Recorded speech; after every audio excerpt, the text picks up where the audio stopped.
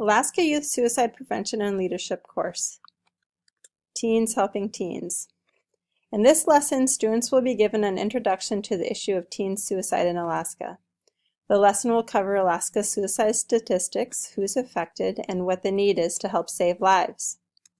The objectives for this course are to identify the risk factors for teens, to compare Alaska suicide statistics with U.S. average, to investigate the issue of teen suicide through watching a documentary and giving feedback, to create an outreach project to educate at-risk teens on the warning signs of suicide and the ways to get help.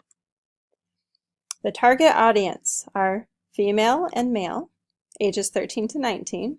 They're Alaska youth, including Alaska Native youth, and the learning styles are various. Multimedia. There will be an animation video and game that allows the students to practice applying their knowledge. Students will discuss and collaborate through a Facebook closed group and online forum communities.